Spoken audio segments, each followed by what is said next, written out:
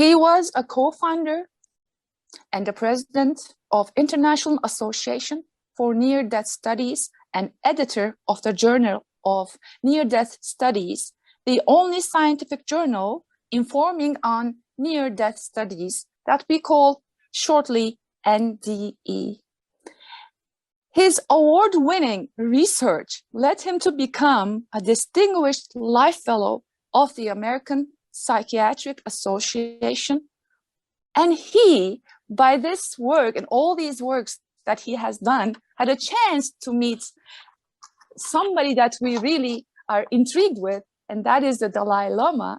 And he, with science, he's bringing up science with spirituality. He had a wonderful meeting with him that we can benefit from a lot.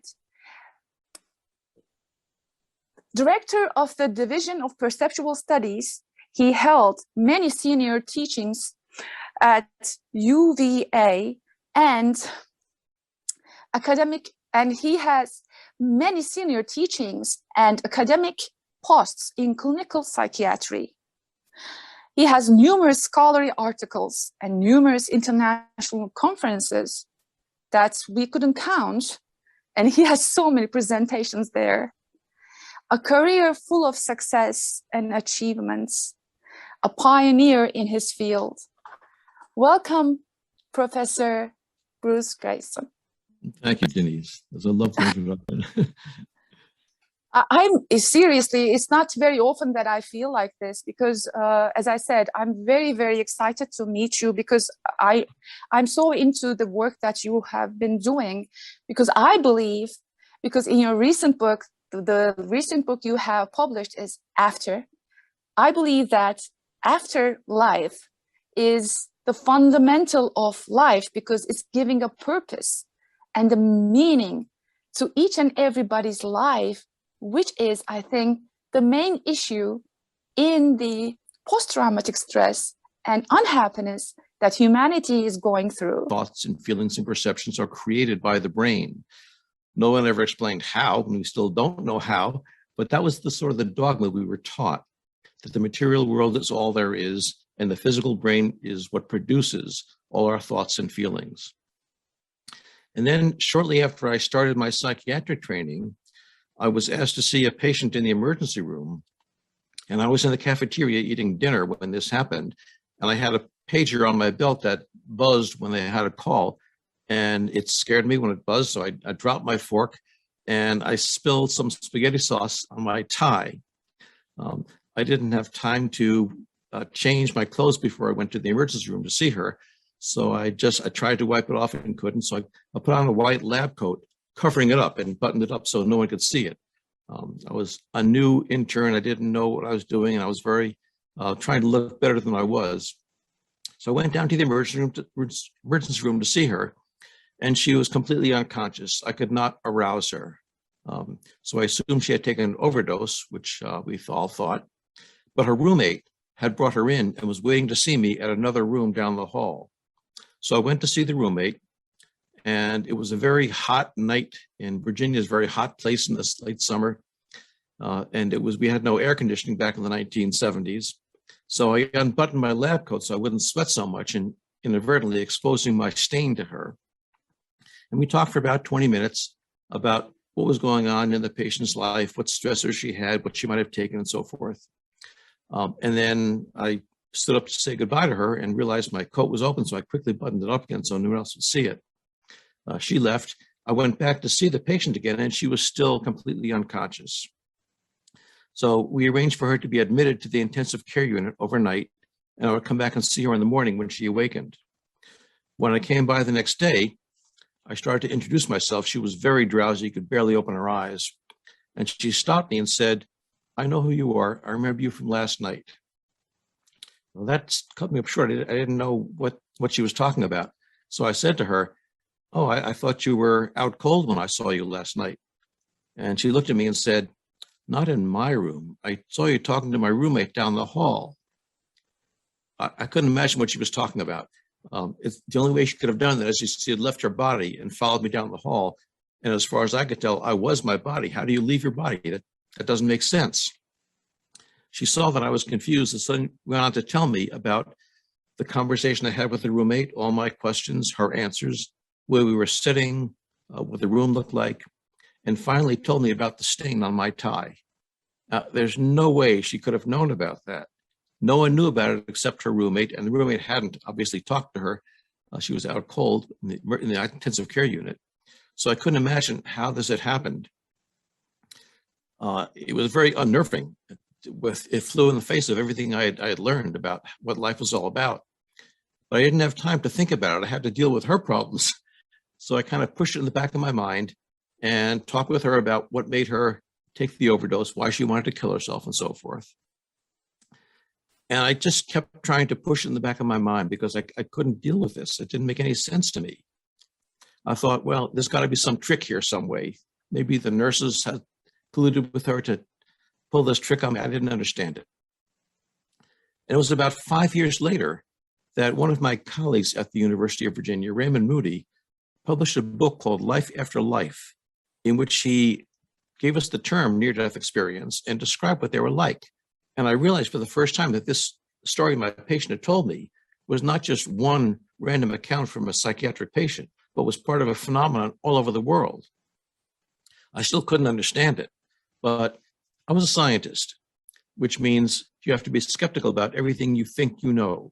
So you don't run away from things you don't understand, you run towards them. And I realized I needed to know more information about these near-death experiences. So I started collecting other cases from my patients, from other people. And eventually, I collected enough of these cases in the thousands to make some analysis of the patterns among them. And here I am 50 years later, still trying to understand them. It's so amazing. It's so amazing. And you know, when you are coming from material roots, and to witness something like that must be really very interesting. So yes. How did you get deeper into this? What was it that pulled you deeper into this field? I heard many stories from near-death experiencers that involved things we could not understand in terms of a materialistic model. Things like when they were unconscious, when their brains had stopped working, when they were having their heart stopped, they were able to see and think and hear more clearly than ever before. As if the brain doesn't cause consciousness, it eliminates consciousness. And you need to get out of the brain to be fully conscious. They also talked about being out of the bodies and seeing things accurately from an out-of-body perspective, things they couldn't have guessed, very surprising things. And you can't explain these in terms of a materialistic model. So I either had to deny what I was hearing or rethink what the model tells us. And in fact, more and more scientists are doing that now. There have been studies done in Scotland, in Belgium, in Brazil, and in the United States, surveying scientists. And about half of the scientists in all these countries believe that the mind and the brain are not the same thing, that they work together, but they can work differently as well. So are there any cultural differences in the near-death experiences that people actually experience? That's an interesting question, Denise, because people all over the world describe the same phenomena in a near-death experience. And in fact, we have accounts going back to the ancient world, and they describe the same things we hear today. But how people interpret the experience will be determined by their cultural background, their religious background. And the reason for that is the experience can't really be described in words. And every near-death experience has said that. You know, I say, tell me about your near-death experience. They say, I can't. There aren't words for this. And in fact, you know, Rumi said, silence is the true language of God. Anything else is a poor interpretation of it. And that's what near-death experiences say, that you can't put this into words. So we make them do it. And the way they do that is by using metaphors. And the metaphors come from their culture, from their religion, and so forth. So, for example, people in in more developed countries will talk about going through a long, dark, enclosed space to get from this world to the other realm. And they may call that a tunnel. But people in undeveloped countries that don't have tunnels will use that word. They will say, I went into a cave, or I fell into a well. But they're describing the same thing, but using a different word for it. And people have the same way of describing the realm of the afterlife. They may call it heaven or something like that, but they will say, you know, I saw God, but it wasn't the God I was taught about in church. It was much bigger than that. God is too puny a word for that. What would you define consciousness as? Well, that's hard. Our languages, as well as our science, was developed to deal with the physical world. So when you're talking about things that aren't part of the physical world, we don't really have a good language for them. So consciousness really means all the mental content we have that involves our thoughts, our perceptions, our urges, our desires, our fears. These are all part of our consciousness, our awareness of ourselves and what's going on around us. And, you know, materialists like to say that this is all created by our brains, but they've been studying this for hundreds of years, and we have no idea how a electrical or chemical process in the brain can create a thought. You know, it's like saying that a musical instrument, its purpose is to create sound. And that's just like the brain is there to create thoughts. But the instrument can't create sound by itself. You have to play it. There has to be someone there to do it. That's the same way with the brain. You need some entity, some consciousness to work with the brain to create these thoughts. Actually, I was again struck by one of your definitions or explanations of brain being a radio. And in my second book, I wrote exactly the same thing. That the brain is actually a radio that is tuned to one of these frequencies that's around us, and that becomes our subjective reality. And the objective reality is what the animal kind of interface of us is all tuned into, so that we have one objective reality. I see you at the screen right now, so that's the same with you. But that's only a part of the consciousness, a level of the consciousness that we are dealing with.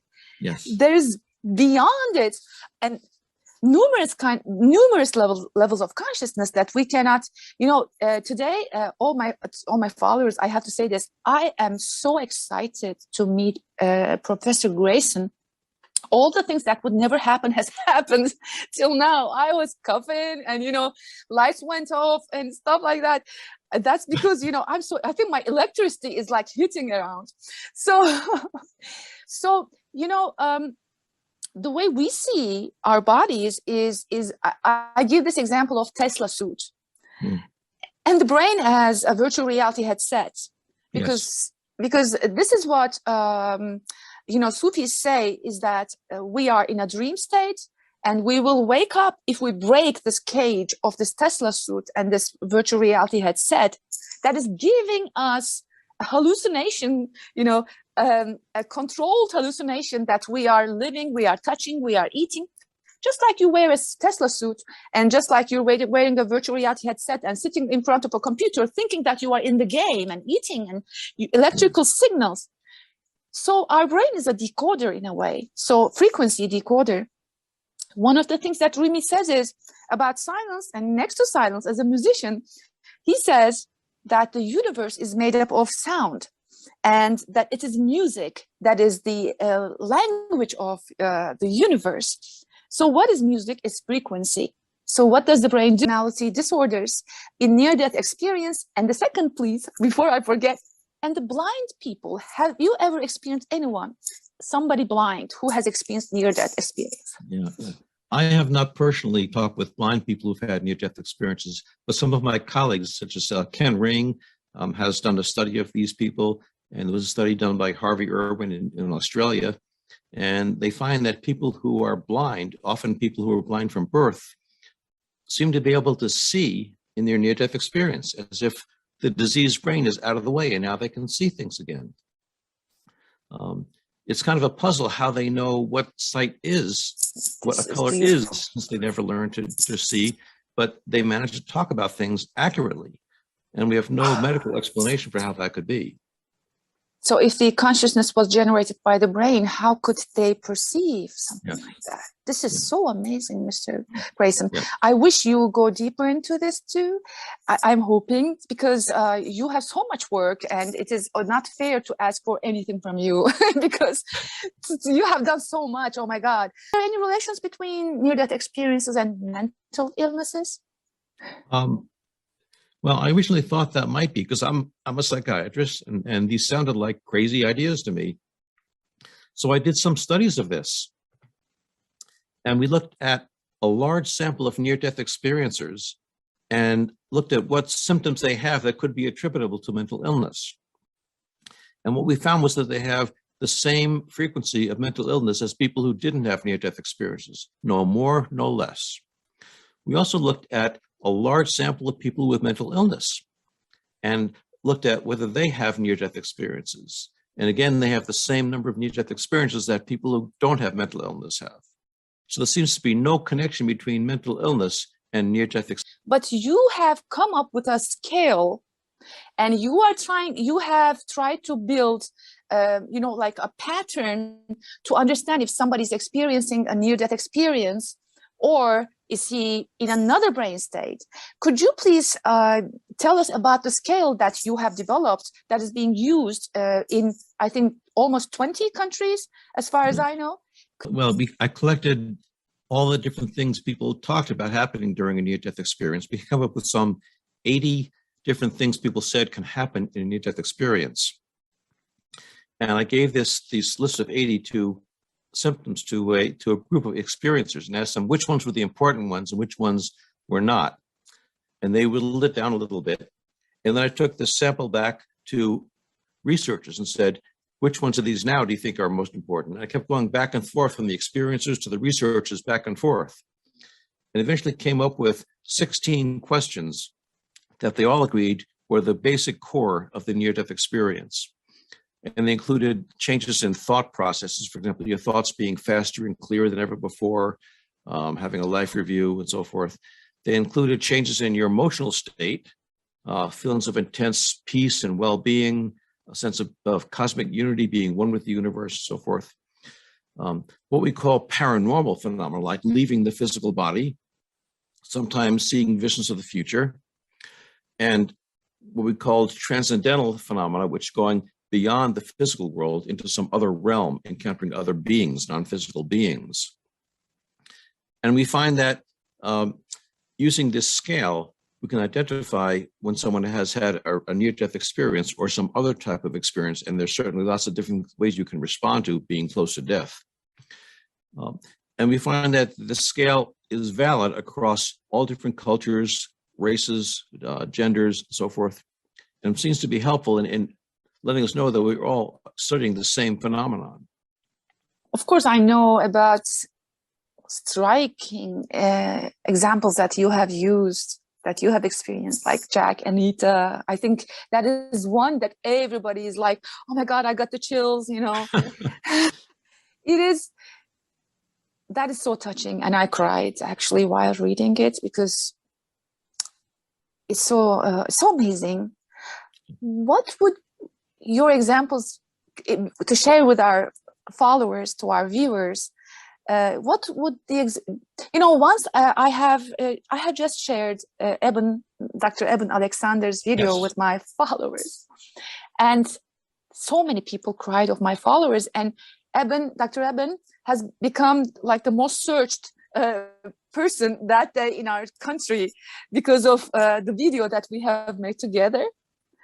Because everybody was so touched, because we are human, and all of us have experienced death in our families, and we want to know what's beyond this. And so what would be the examples you would want to share with our followers and viewers that struck you the most? I know there are lots of them, but which ones would you want to share? Yeah. Well, one is the one you mentioned with Jack and Anita. At the time he had his experience, Jack was a 25-year-old science writer living in South Africa.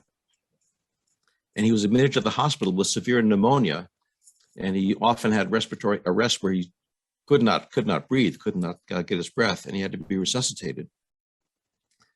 And he had one nurse working with him named Anita, who was about his age, and she worked with him every day. They got pretty close, and at one point she told him she was going to be taking a long weekend off to celebrate her birthday, and there'd be other nurses substituting for her. So she went off for the weekend, and while she was away, he had another respiratory arrest where he had to be resuscitated. And at that time, he had a near-death experience. And he found himself in a beautiful, like a meadow with beautiful flowers and trees, and it's just beautiful for him. And then he saw Anita walking towards him. And he was very surprised because he couldn't imagine what she was doing there. So he asked her, what are you doing here? And she said, you need to go back to your body, Jack. And I want you to find my parents and tell them that I love them very much. And I'm sorry I wrecked the red MGB, which is a sports car made in England.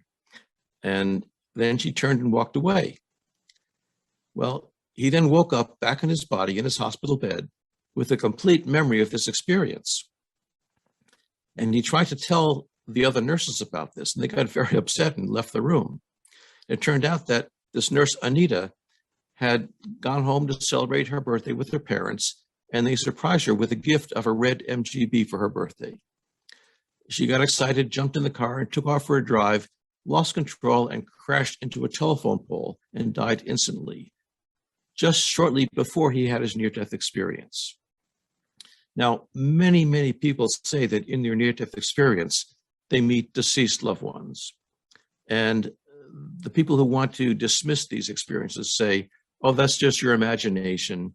It's wishful thinking. You thought you were dying, so of course you want to be greeted by loved ones, so you imagine that. But Jack did not know that she was dead, so he wouldn't have guessed that she was going to come to greet him. And there's no way he could have known about that.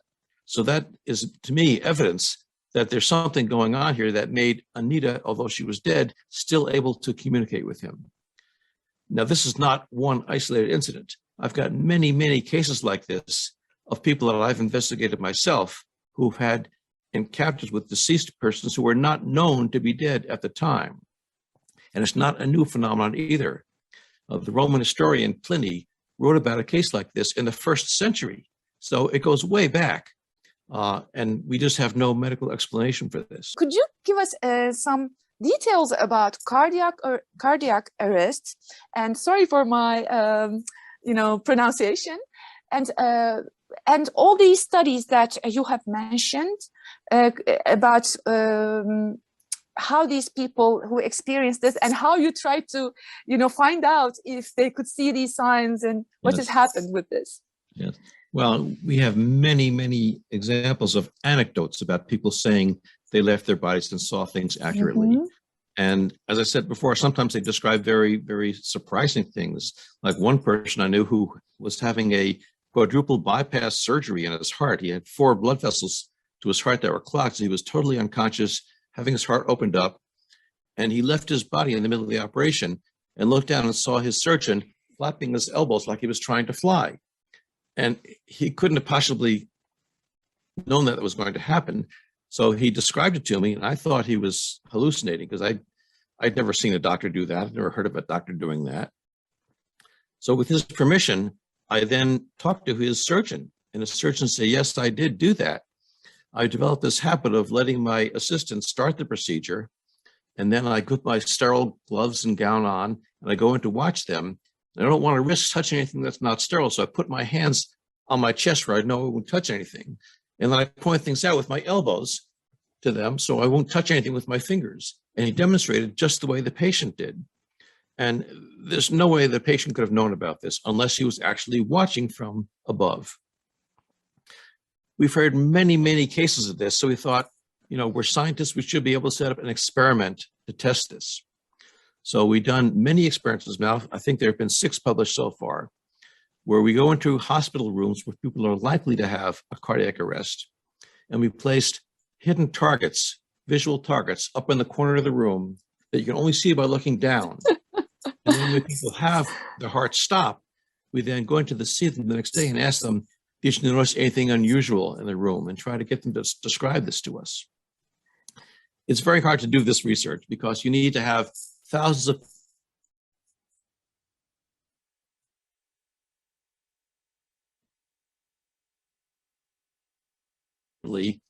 what the target was. Of course, we have had none who described it inaccurately also. They just don't describe it. When I tell near-death experiences about this research, they say, that's ridiculous. If you're out of your body for the first time in your life and you think you're dying, why are you going to look around for some irrelevant target you didn't even know was there and then try to remember it so you can talk to a researcher about it? No one would ever do that. There was this case, I don't know if you have heard about it. It was from United States. This girl, I think she was about either 7 years old or 10 years old. She died. She was like suffocated. She was killed by somebody, and she was found. And her heart, before, I think her heart was transplanted to another girl about her age. And this girl who has had her heart, she began to see some dreams, and this man was suffocating her in her dreams. She was like crying out in her dream and shouting, "Help me, Dad." And so they took her to the police station to define who this person was. And they found the girl, the killer of that girl, that baby girl, by this. This is so amazing. Yes. I don't know that particular case, but I know of several other cases like this. And we had one at my hospital just a few years ago. But there have been many others that have been written up and studies done with them. And it does seem to happen with heart transplants.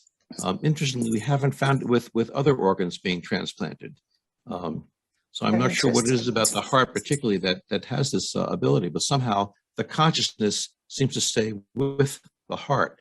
And sometimes very specific things are carried over, like this vision of the man who killed the girl.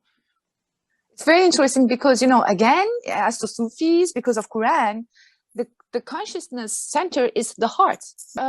You used to think that near-death experiences were like more rare before, but you saw that there are so many people who are experiencing it, but not sharing it.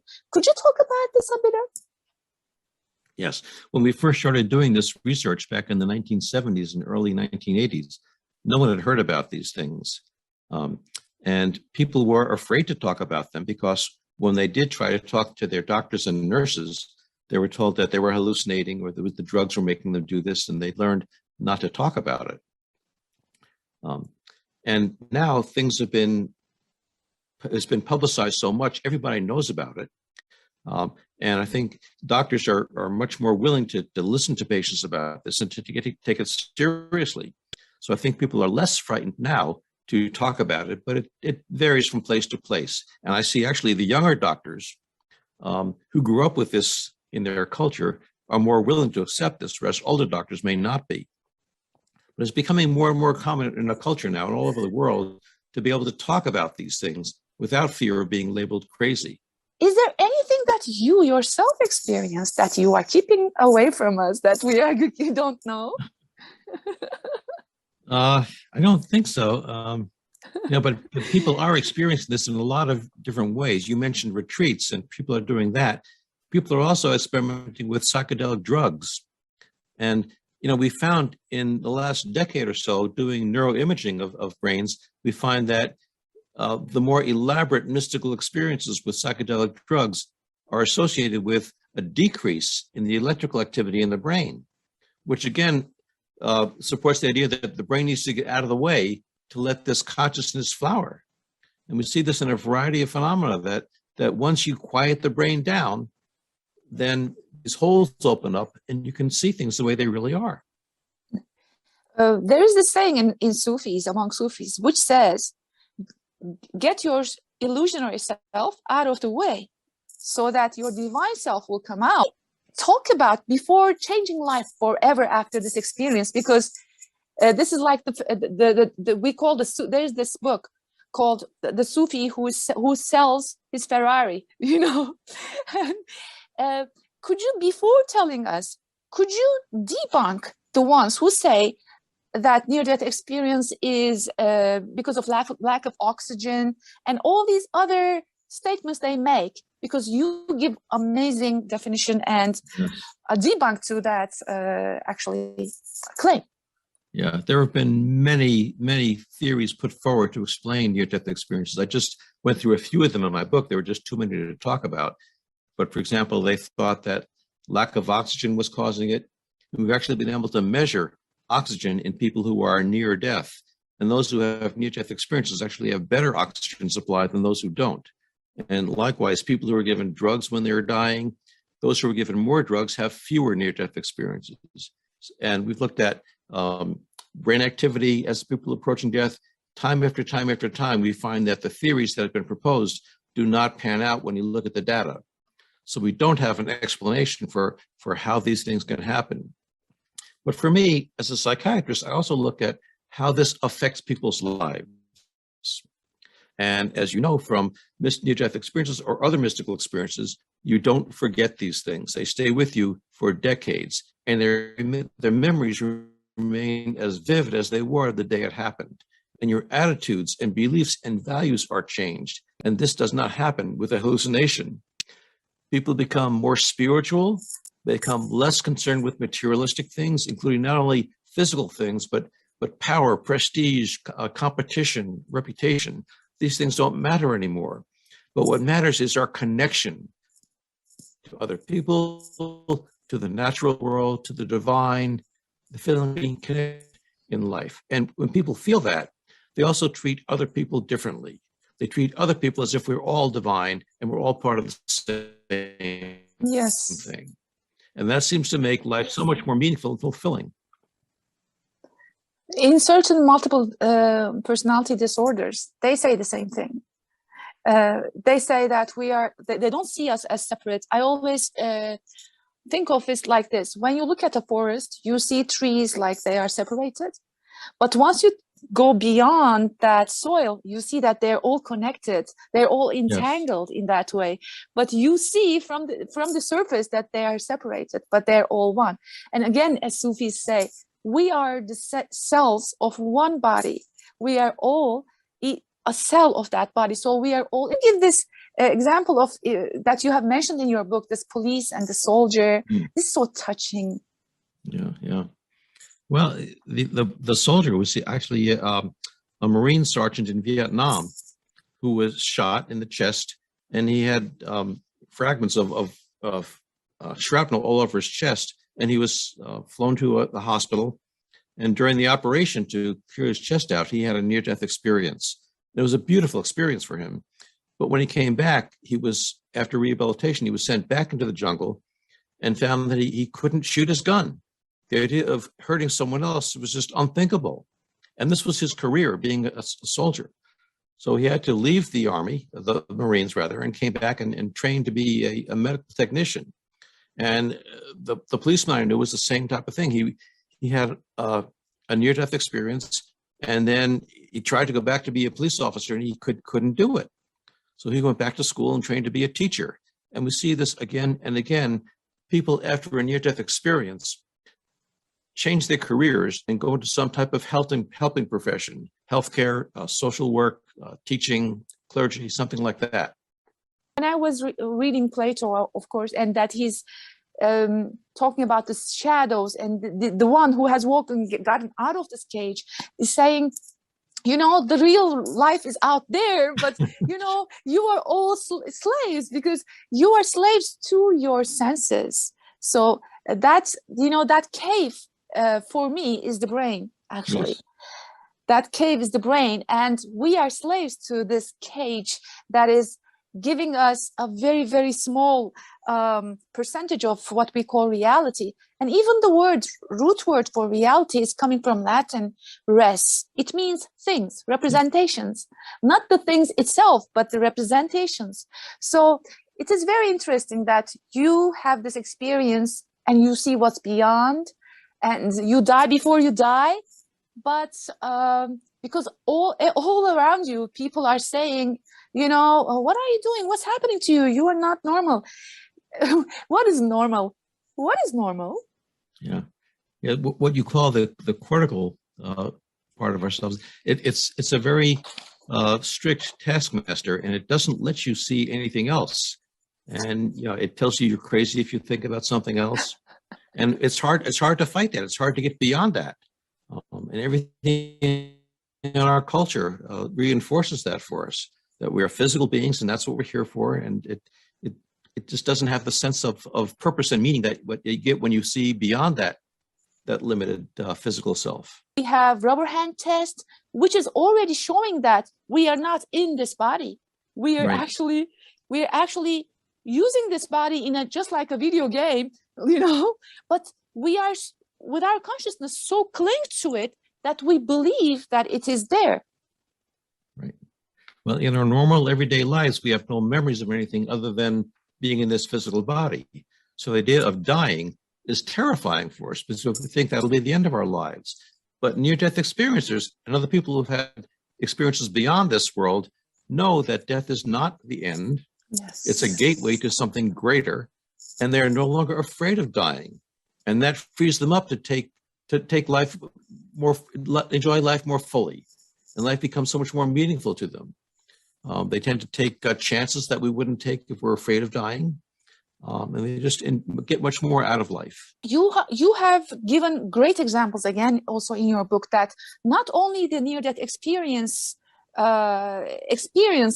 are going through the stage, but terminal lucidity you are talking about. Could you give us an explanation about the terminal lucidity, please? Right. Well, this is something that occurs very rarely, but it does occur in people who have end-stage dementia or other diseases of the brain, where they've not been able to communicate with people for sometimes months or years, don't recognize family, aren't able to speak. And then shortly before they die, they suddenly become completely lucid again, and they recognize family, and they carry on coherent conversations. And sometimes the family gets very excited thinking they're getting better, but they're not. And they die often within hours or at most a couple of days.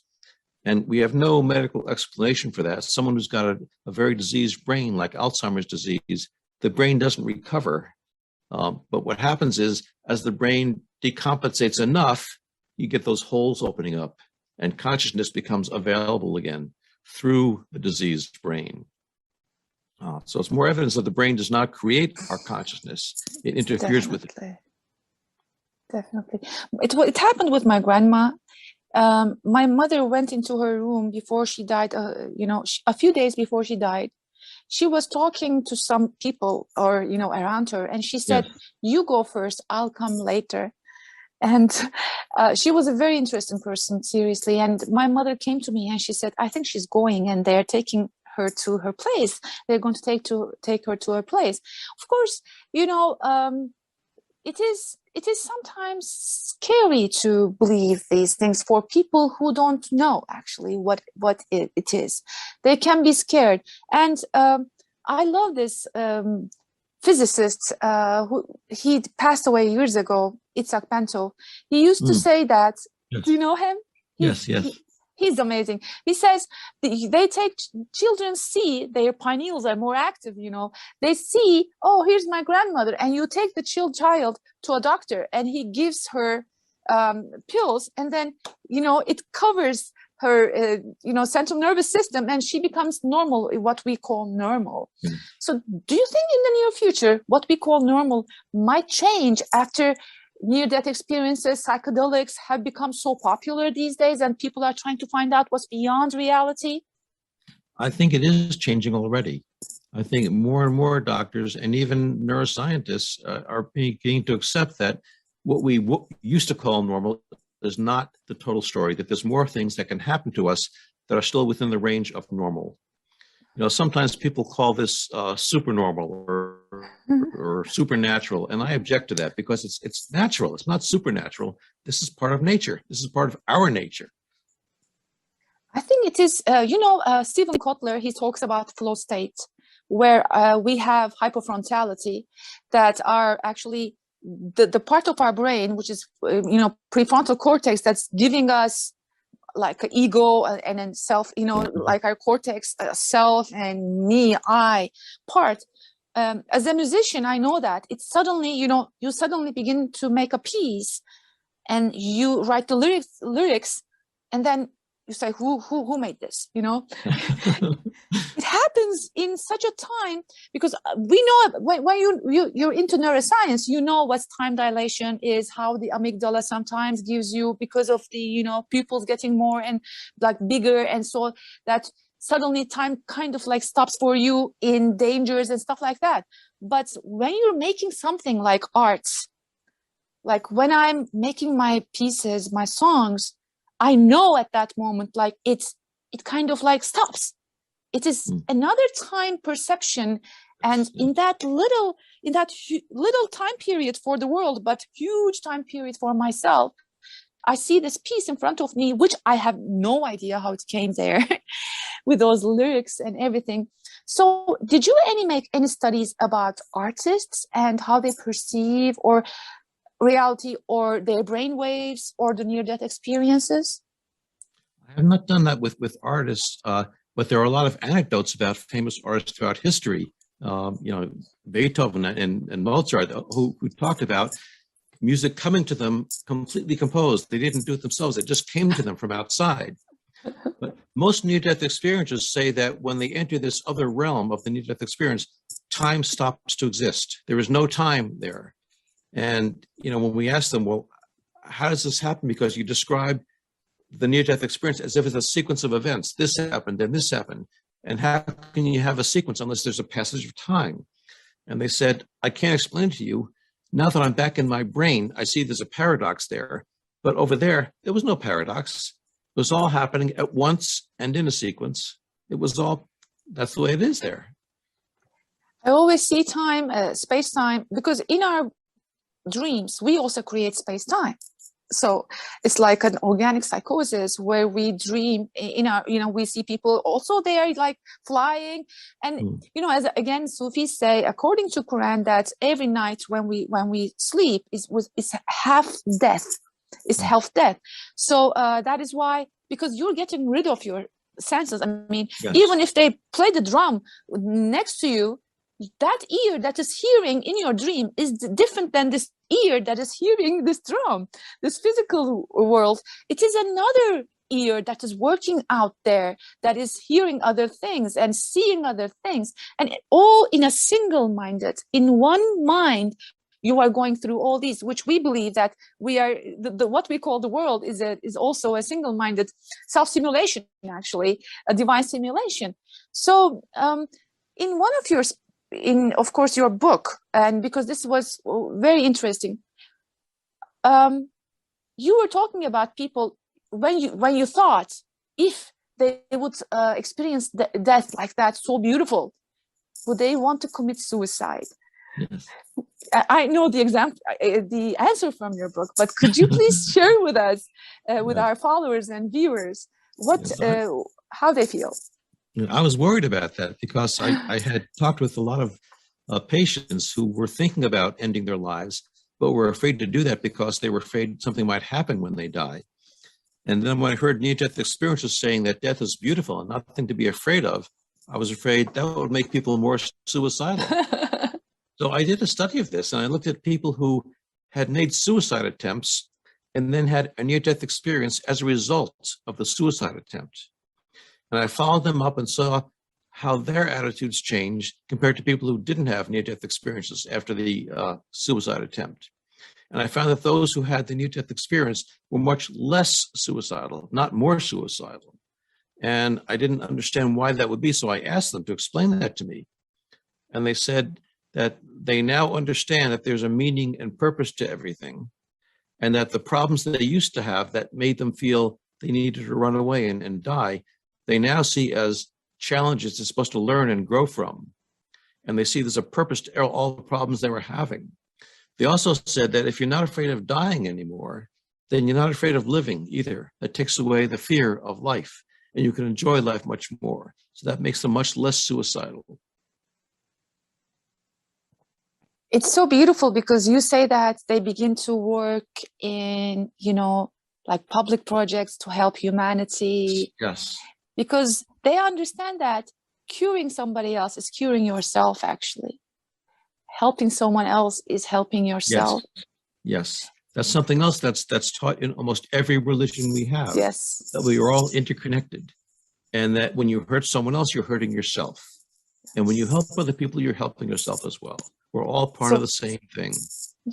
Professor Grayson, there's so much, here are thousands of pages, so much that I want to ask you, but I know that our time is because you have to go. But what would be your suggestions to our viewers? What would be your suggestions as to the wisdom level you have come? Because, when we talk about artificial intelligence, I always tell these artificial intelligence people, data is something else, knowledge is something else, but wisdom is something else. What would be your suggestion for all our viewers as somebody who has had so many experiences and witnessing in this field? Yeah.